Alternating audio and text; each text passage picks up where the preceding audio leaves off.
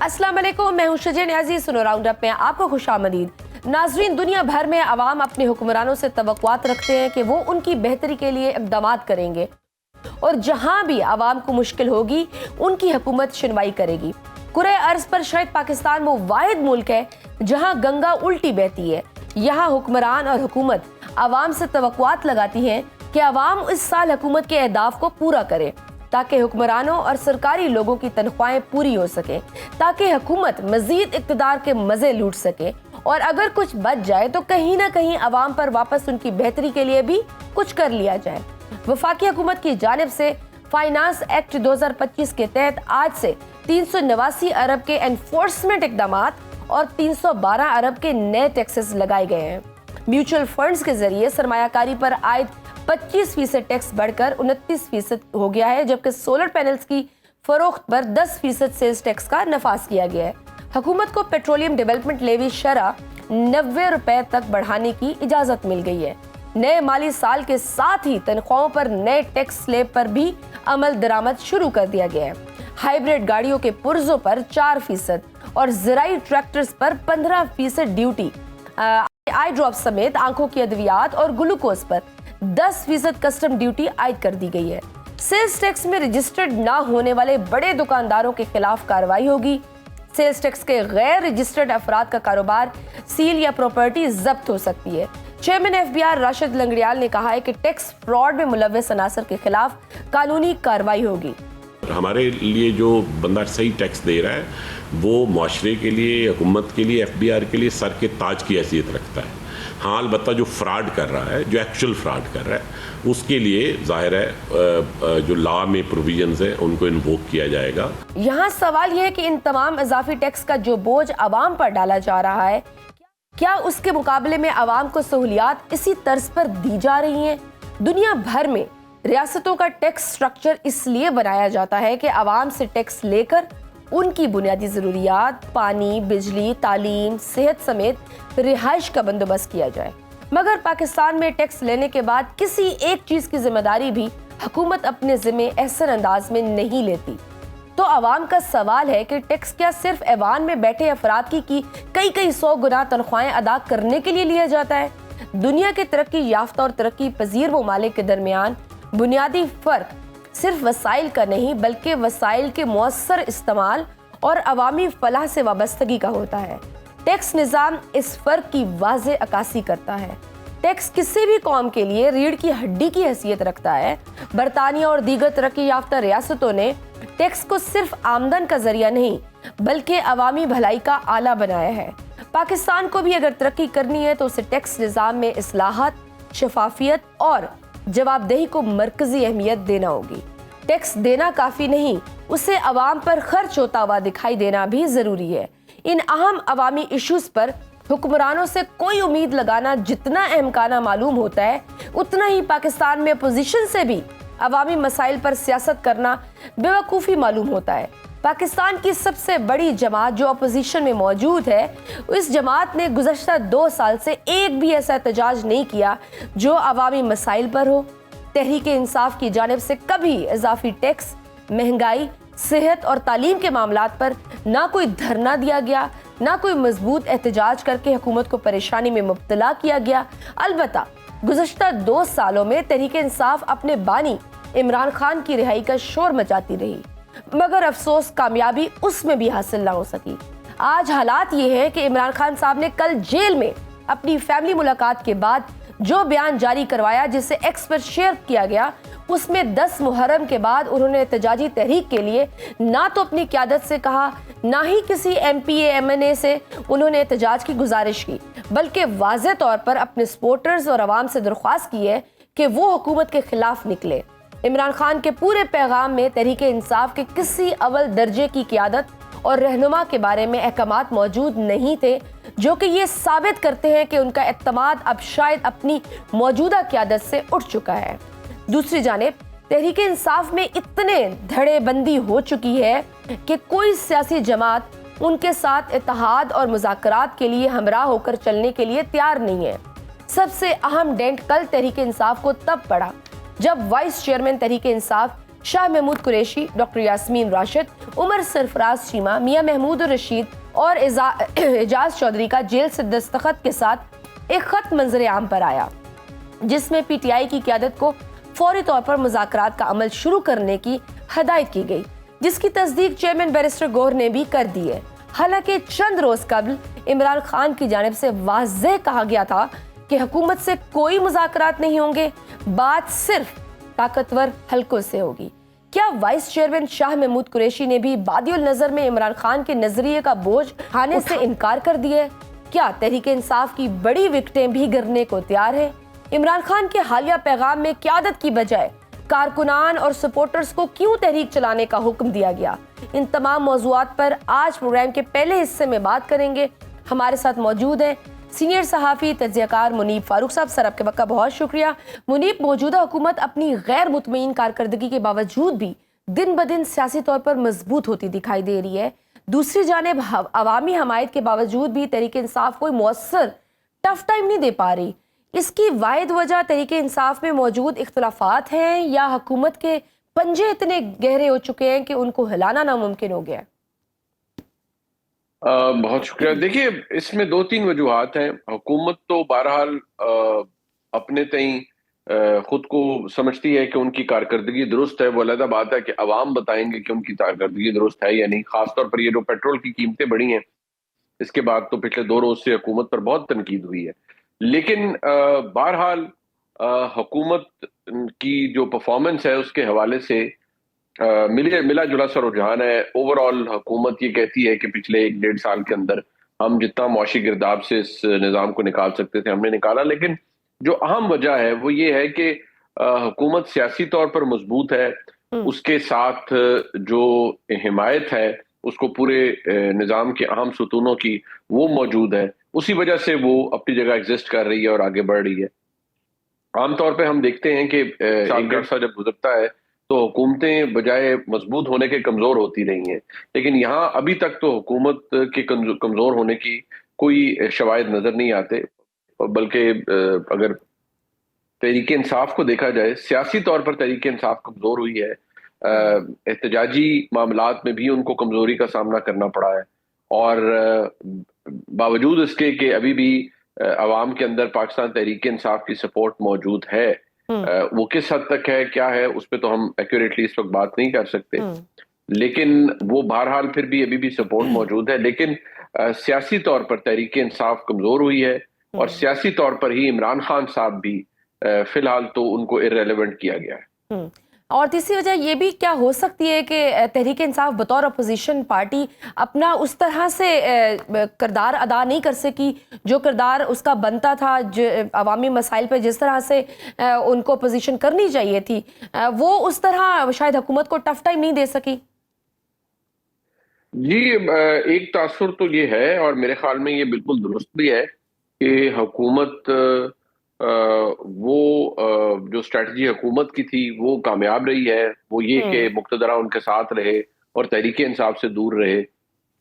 دوسری جانب یہ کہ تحریک انصاف کوئی لائے عمل نہیں بنا سکے۔ دیکھیے، آپ نہ گفتگو کر پائے ہیں، نہ احتجاجی تحریک کامیابی سے چلا پائے ہیں، نہ کوئی جو اپوزیشن کا اتحاد تھا اس سے بنا پائے ہیں۔ جی، تو اکیلے سولو فلائٹس کے اوپر تو سیاسی کامیابیاں کسی جماعت کو نہیں ملتی، انلیس کہ آپ کے پاس کوئی بہت بڑا لیوریج ہو، جو نظام ہے وہ آپ کے آگے مجبور ہو اور آپ کے آگے سر تسلیم خم کرے۔ ایسا تو دور دور تک فی الحال نظر نہیں آ رہا۔ تو جب ایسا نہیں ہو رہا تو پھر آبویسلی ہم یہ کہہ سکتے ہیں کہ سیاسی طور پر تحریک انصاف نے غلط فیصلے کیے ہیں جن کے نتائج وہ آج بھگت رہے ہیں۔ اور بظاہر جو لیڈرشپ کا فقدان بھی ایک نظر آ رہا ہے تحریک انصاف میں، کہ کوئی ان کو لیڈ کر سکے، اپنی گروپ بندیوں کی وجہ سے بھی کافی ڈنٹ پڑا ہے۔ کل عمران خان صاحب کی ایک اور ٹویٹ سامنے آئی ہے منیب، جس میں انہوں نے قیادت کی بجائے کارکنان اور سپورٹرز کو مخاطب کیا ہے کہ 10 محرم کے بعد تحریک کے لیے تیار ہو جائے۔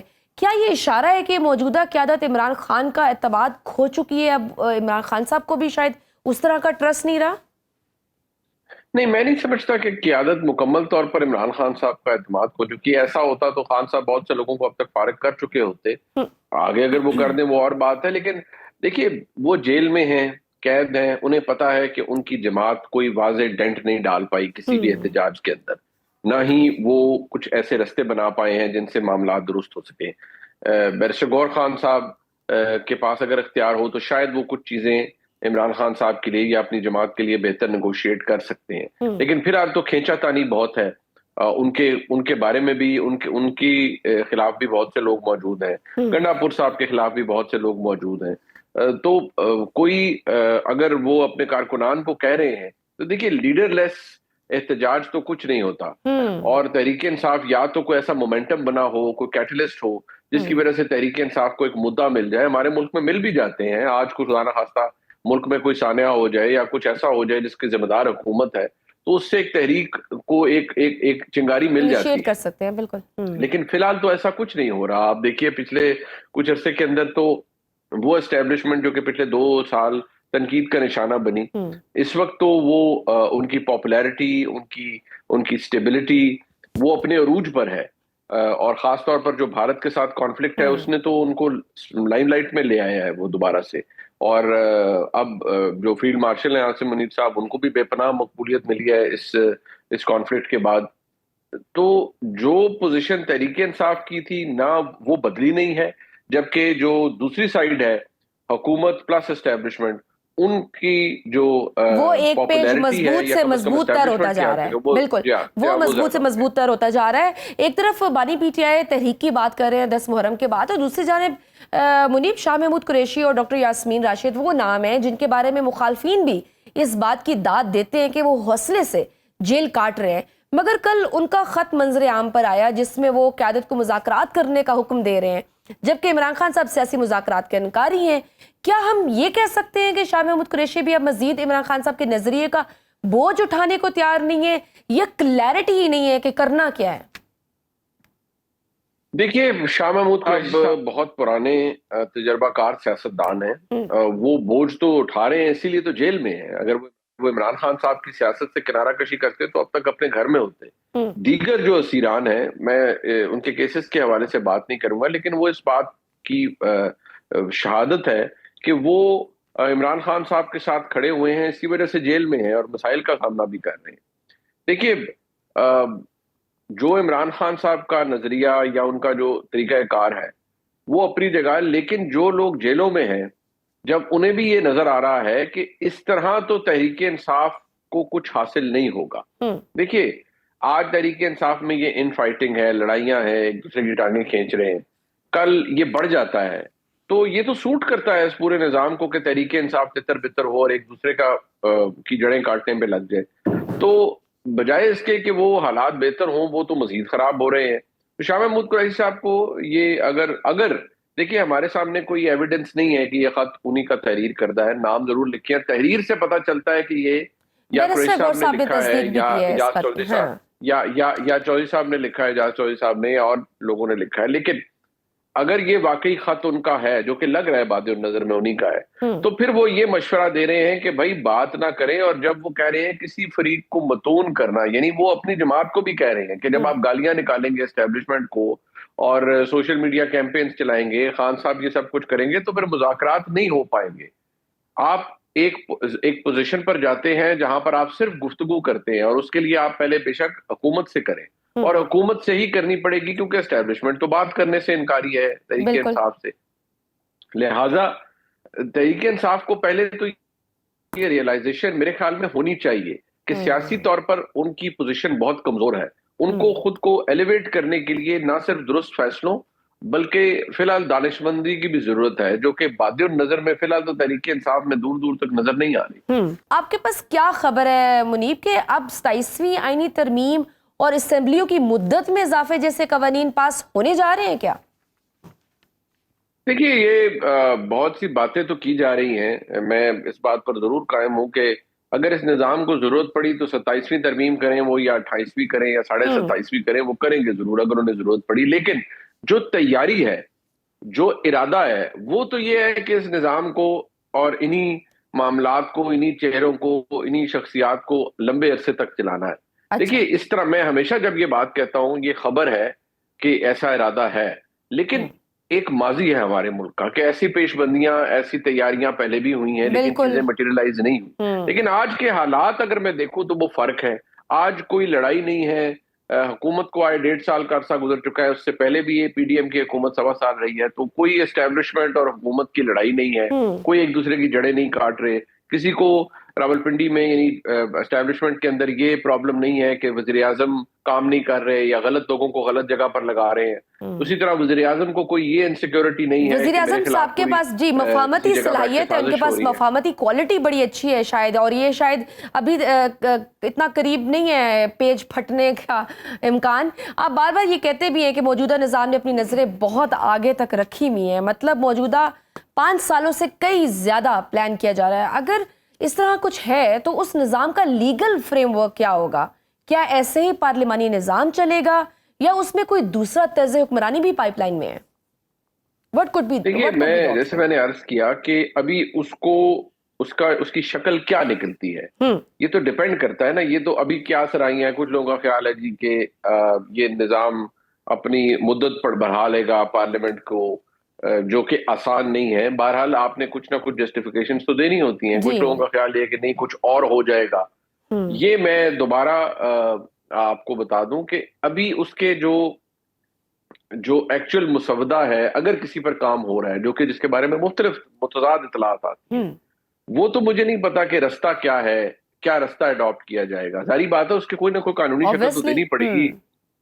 ہوا میں تو کوئی چیز نہیں ہوتی. قانونی طور پر آئینی طور پر اس کو کوئی نہ کوئی کور تو دیا جائے گا. وہ کس طریقے سے دیا جائے گا, 2/3 اکثریت کے بعد کیا کچھ ایسا کیا جائے گا کہ جو آئینی ڈھانچہ ہے اس کے اندر کچھ تبدیلی کی جائے, اس کے بارے میں ابھی تو کچھ نہیں کہا جا سکتا سرٹنٹی کے ساتھ. لیکن یہ ضرور ہے کہ جتنی مطمئن اس وقت پاکستان کی اسٹیبلشمنٹ اس ارینجمنٹ کے ساتھ ہے, اور ان کے لیے جو اہمیت ہے وہ اس بات کی ہے کہ جو سسٹم یا سیٹ اپ چل رہا ہے اس میں کنٹینیوٹی رہے اور یہ معاملات آگے چلے, وہ تو صرف وقت بتا سکتا ہے کہ اس کا طریقہ کار کیا اڈاپٹ کیا. لیکن ابھی آپ نے جیسے خود کہا متضاد حالات, جیسے ابھی آپ نے خود کہا کہ پیٹرول کی قیمتیں بڑھی اور یہ جو اب جس قسم کا کرٹیسزم حکومت فیس کر رہی ہے اور وقت بدلتے دیر نہیں لگتی, اور ہم دیکھ رہے ہیں کہ کام کم اور تشہیر زیادہ ہو رہی ہے, اربوں روپے کی تشہیری مہم بھی لگ رہی ہے, دوسری جانب اضافی ٹیکسز کی بھرمار بھی ہے.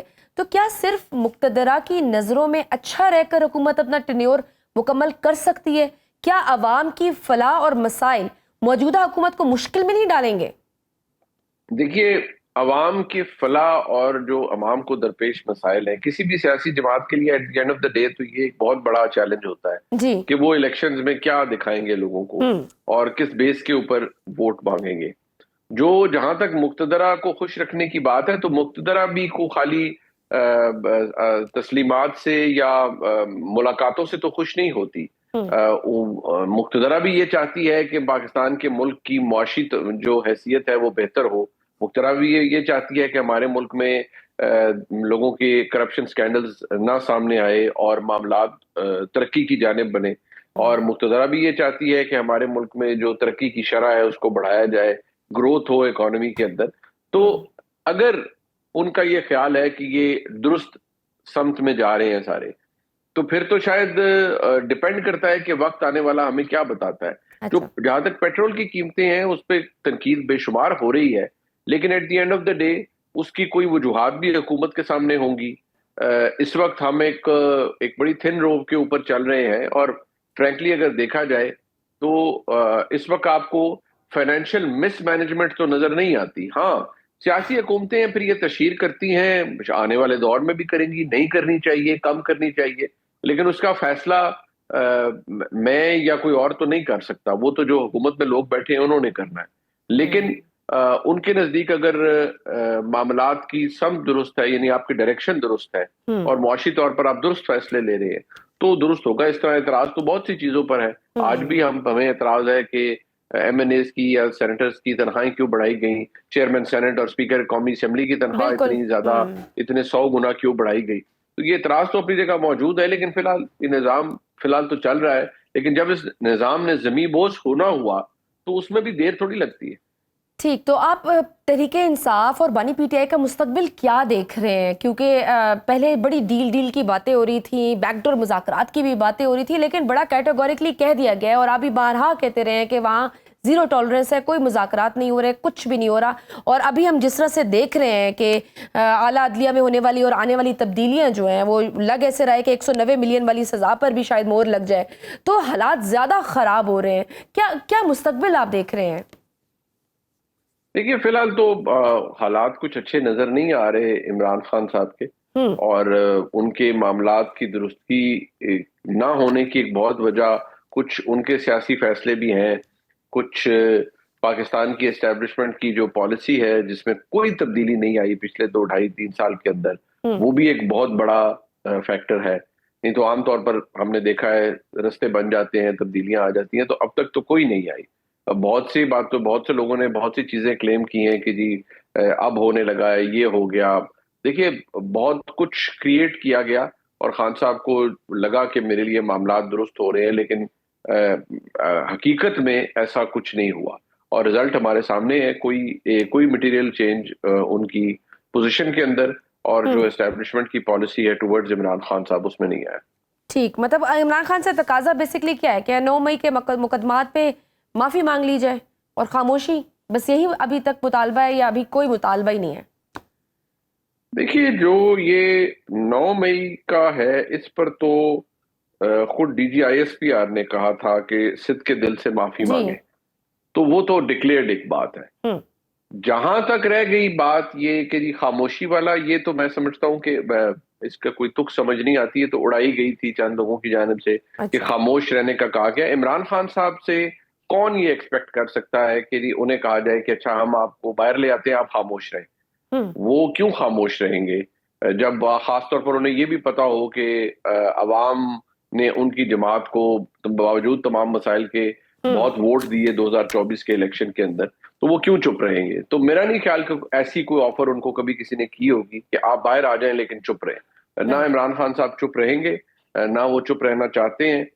وہ صرف اقتدار چاہتے ہیں، اسٹیبلشمنٹ سے اپنی صلح چاہتے ہیں اور اسٹیبلشمنٹ کی مدد چاہتے ہیں دوبارہ اقتدار میں آنے کے لیے، تاکہ ان کے معاملات ویسے چلیں جیسے پہلے چلتے تھے. ٹھیک، اور پیپلز پارٹی کی بھی ذرا بات کرتے ہیں. کیا پیپلز پارٹی اسی 5 سال کی حکومت میں کابینہ کا حصہ بن سکتی ہے، یا وہ جو ایک پلان کی بازگشت تھی کہ اگلے 5 سال بلاول بھٹو کو بطور وزیراعظم لایا جا سکتا ہے، اس پر کوئی پس پردہ کام چل رہا ہے؟ نہیں، میرا نہیں خیال کہ بلاول بھٹو صاحب ابھی فوری طور پر تو وزیر اعظم بننے کے شاید کچھ خواہاں بھی نہیں ہے. آگے چل کر ظاہری بات ہے ان کا ایمبیشن ضرور ہے کہ وہ وزیر اعظم پاکستان بنے، اور زرداری صاحب کی خواہش بھی ہوگی کہ ان کے صاحبزادے پاکستان کے وزیر اعظم بنے. لیکن جہاں تک حکومت کے ساتھ ملنے کا تعلق ہے، میں نہیں سمجھتا، کیونکہ حکومت سے خود کو دور رکھنا چاہتی ہے پیپلز پارٹی، تاکہ جب اگلا الیکشن ہو تو حکومت کے جو بھی فیصلے غلط ہوں گے اور جو نقصان دہ ثابت ہوں گے ان کے لیے، ان پر پاکستان تحریک انصاف کھل کے تنقید کر سکتی ہے، پاکستان پیپلز پارٹی کھل کے تنقید کر سکتی ہے کہ ہم تو ان فیصلوں میں ساتھ نہیں تھے اور یہ غلط فیصلے حکومت نے کیے ہیں، لہٰذا ان کو ووٹ نہ دیا جائے. بہت شکریہ منیف فاروق آپ کے وقت کا. ناظرین آپ نے سنی وقت ہے چھوٹی سی بریک کا، دیکھتے رہیے. ویلکم بیک ٹو سنو راؤنڈ اپ. ناظرین، براہ راست جنگ کا رک جانا مکمل امن کی ضمانت نہیں ہے. جب تک ممالک کے درمیان سفارتی تعلقات کی بحالی اور پراکسی وار کا خاتمہ نہ ہو، پاک بھارت جنگ کو ختم ہوئے 2 ماہ ہونے کو ہے، مگر کشیدگی بہرحال برقرار ہے جو آئندہ ہونے والے کسی بھی مس ایڈوینچر کا پیش خیمہ ثابت ہو سکتی ہے. بھارت اپنی شکست کے بعد مسلسل سٹیٹ آف ڈینائل میں ہے. بھارت نے اب تک نہ تو جنگ میں ہونے والے نقصان سے متعلق دنیا اور بھارتی عوام کو آگاہ کیا ہے اور نہ ہی جنگ بندی پر امریکہ کی ثالثی کو اب تک تسلیم کیا ہے. بھارتی وزیر خارجہ جے شنکر نے ایک بار پھر ٹرمپ کے بیان کو سختی سے مسترد کرتے ہوئے کہا ہے کہ وہ اس کمرے میں موجود تھے جب نائب صدر جے ڈی وینس نے 9 مئی کی رات وزیر اعظم مودی سے بات کی تھی. جے شنکر نے کہا ہے کہ تجارت اور جنگ بندی کا آپس میں کوئی تعلق نہیں تھا. جے شنکر کے مطابق جے ڈی وینس نے مودی کو خبردار کیا تھا کہ پاکستان ایک بڑے حملے کی تیاری کر رہا ہے. یہاں سوال پیدا ہوتا ہے کہ اس انکاری رویے سے کیا بھارت مزید کوئی مذموم مقاصد کی تیاری کر رہا ہے؟ کیا بھارت دوبارہ پاکستان کے حوالے سے کوئی کارروائی کا ارادہ رکھتا ہے؟ لیکن اس کے جواب میں پاکستان کے سابق وزیر خارجہ بلاول بھٹو نے سخت رد عمل دیتے ہوئے کہا کہ ہم نے کبھی دہشت گردی کو دعوت نہیں دی، لیکن جب وہ آئی تو ہم جھکے نہیں بلکہ لڑے۔ پاکستان کی ڈکشنری میں سرنڈر کرنا شامل نہیں ہے۔ بھارت کو چاہیے کہ دہشت گردی کے خلاف جنگ میں پاکستان کی صلاحیتوں سے سیکھے۔ دہشت گردی کے خاتمے کے لیے بھارت کے ساتھ مل کر کام کرنے کو تیار ہے۔ آئیں کشمیر، پانی اور دہشت گردی پر بات کریں۔ جہاں ایک طرف پاک بھارت کشیدگی برقرار ہے، وہیں ایران اسرائیل جنگ کے بعد ایران اور امریکہ کے درمیان لفظی گولہ باری بھی جاری ہے۔ امریکی انٹیلیجنس ذرائع نے دعویٰ کیا ہے کہ اسرائیل کے حملوں کے بعد ایران نے گزشتہ ماہ آبنائے حرمز میں بارودی سرنگیں بچھانے کی تیاری کر لی تھی۔ ایران نے گزشتہ ماہ خلیج فارس میں بحری جہازوں پر بارودی سرنگیں لوڈ کی تھی۔ وہیں ایران نے امریکی حملوں میں جوہری تنصیبات کو شدید نقصان پہنچنے کی تصدیق کر دی ہے۔ ایرانی وزیر خارجہ عباس اراغچی نے تصدیق کی ہے اس بات کی کہ امریکی بمباری سے فردو جوہری تنصیب کو شدید اور سنگین نقصان پہنچا ہے، جس پر ایران نے سخت رد عمل دیتے ہوئے IAEA سے تعاون معطلی کا قانون نافذ کر دیا ہے۔ ملک کی پارلیمنٹ نے اسرائیل ایران جنگ کے بعد انٹرنیشنل اٹامک انرجی ایجنسی کے رویے کو دیکھتے ہوئے اس کے ساتھ تعاون معطلی کا بل منظور کیا تھا، جس کی ایرانی سپریم کونسل نے بھی توثیق کی تھی۔ ایران کے صدر نے اب باقاعدہ طور پر اس قانون کو نافذ کر دیا ہے۔ کیا عارضی جنگ بندی خطے میں کشیدگی کا بھی خاتمہ کر پائے گی؟ کیا پاک بھارت کشیدگی دوبارہ براہ راست جنگ کی صورت اختیار کر سکتی ہے؟ کیا ایران کے عملی اقدامات اس کے لیے نئی عالمی پابندیوں کی راہ ہموار کر رہے ہیں؟ اس سب پر بات کرنے کے لیے ہمارے ساتھ موجود ہیں پروگرام کے اس حصے میں دفاعی تجزیہ کار ہیں میجر جنرل ریٹائرڈ رضا محمد صاحب۔ سر آپ کے وقت کا بہت شکریہ۔ سر، جنگ بندی کے 2 ماہ بعد بھی بھارت کا سٹیٹ آف ڈینائل میں رہنا خطے کے امن کے لیے کتنا خطرناک ہو سکتا ہے؟ بھارت کی جانب سے جنگ بندی پر امریکی ثالثی کو بھی تسلیم نہ کرنے کے پیچھے کیا ممکنہ حکمت عملی ہو سکتی ہے؟ جی السلام علیکم، بہت شکریہ مس شجیہ آپ کا مجھے اپنے پروگرام میں لینے کے لیے۔ جی آئی تھنک سب سے بڑی بات جو مس شجیہ ہے جی کہ وہ ان کی خفت ہے، یا وہ جو ان کو شرمندگی اٹھانا پڑی ہے وہ ہے۔ انہوں نے بہت زیادہ وپ اپ کیا ہوا تھا سینٹیمنٹ لوگوں کا، اور ایسے ظاہر کیا ہوا تھا کہ جیسے وہ بہت بڑی قوت ہیں، اور شاید وہ چند گھنٹوں میں یا 1-2 دنوں میں پاکستان کو بالکل جو ہے وہ پامال کر دیں گے۔ جب یہ سارا کچھ نہیں ہوا اور پاکستان کے افیکٹو رسپانس نے انہیں مجبور کر دیا کہ وہ پریزیڈنٹ ٹرمپ کی طرف دوڑیں اور ان سے سیز فائر کے لیے کہیں، تو وہ سیز فائر تو ہو گیا، لیکن چونکہ ایٹ ہوم انہوں نے بہت زیادہ ڈیفرنٹلی پروجیکٹ کیا ہوا تھا اپنے آپ کو، اپنی ملٹری مشین کو، تو وہ پھر ابھی ان سے یہ بیلنس نہیں ہو رہا۔ پریزیڈنٹ ٹرمپ نے تو 12 سے 14 دفعہ شاید میڈیا کے اوپر کہہ دیا، اور لیکن ان میں سے کسی کی یہ ہمت نہیں ہوئی یہ لفظ منہ سے بولیں کہ پریزیڈنٹ ٹرمپ ٹھیک نہیں کہہ رہے ہیں، وہ انڈائریکٹلی اس کو ڈینائی تو کر رہے ہیں۔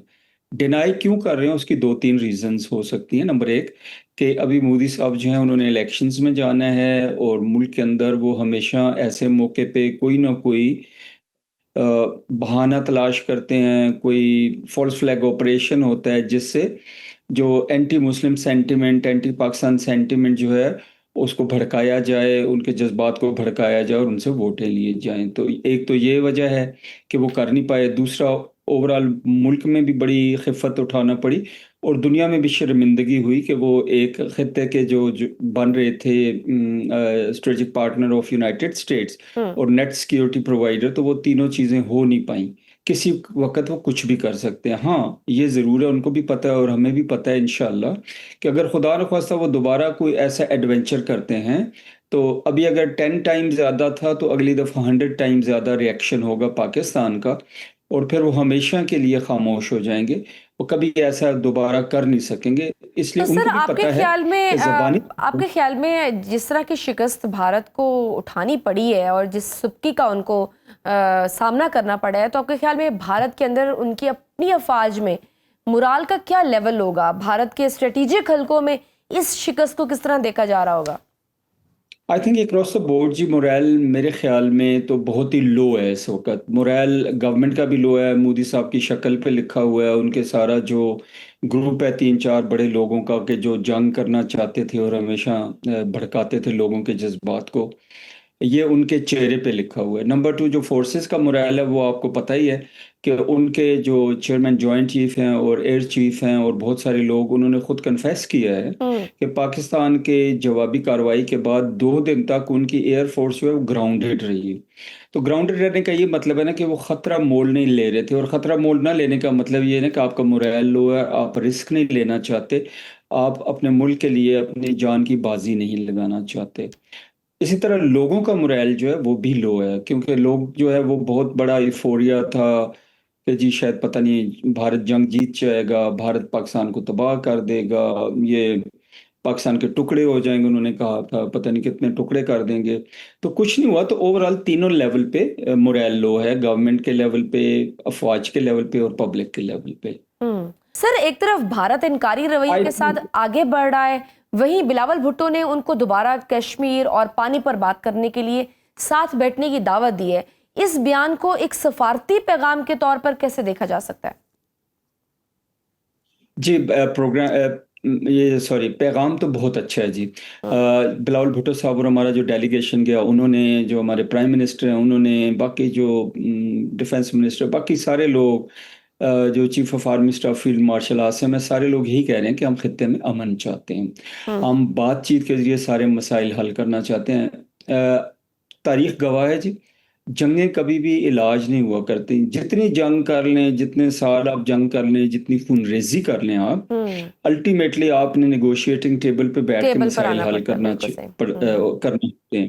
خواہ یہ ورلڈ وار 1 کو لے لیں, 2 کو لے لیں, اور جنگوں کو لے لیں. ابھی جو مسائل تھے روانڈا میں اور کانگو میں, ان کا سیز فائر ہوا, پاکستان انڈیا کا ہوا, ایران اسرائیل کا ہوا, ابھی پاسبلٹی ہے کہ غزہ میں بھی ہو جائے گا, یوکرین میں بھی سیز فائر ہو جائے گا شاید, اور اس کے ساتھ بات چیت بڑھے گی کہ آگے کیسے چلنا ہے. جنگیں کبھی حل نہیں ہوتی, اور پاکستان نے جو آفرز کی ہیں بہت ہی اچھی آفرز ہیں, اور میرا خیال ہے اوورآل ورلڈ میں اپریشیٹ کیا جا رہا ہے کہ پاکستان نے ایک بہت ہی مدبرانہ سٹانس لیا ہے, بہت پیسفل سٹانس لیا ہے, اور کانفلکٹ ریزولوشن کی طرف ہم بڑھنا چاہتے ہیں. کانفلکٹ کو ہم ہائپ نہیں دینا چاہتے, بڑھانا نہیں چاہتے. بالکل صحیح. سر ایران کی بات کریں تو ایران کی جانب سے عالمی توانائی ایجنسی سے معاونت معطل کرنے کا قانون پاس کر لیا گیا ہے. کیا ایران کا IAEA سے تعاون معطل کرنا ایک خطرناک عالمی نظیر قائم کر رہا ہے؟ خطرناک تو میں مس نہیں کہوں گا. بہت ساری دنیا میں کنٹریز ہیں جنہوں نے IAEA کی انسپیکشنز جو ہیں وہ اس طرح سے قبول نہیں کی ہوئی. ایون اسرائیل اس خطے میں ہے, یہ ایٹمی قوت ہے.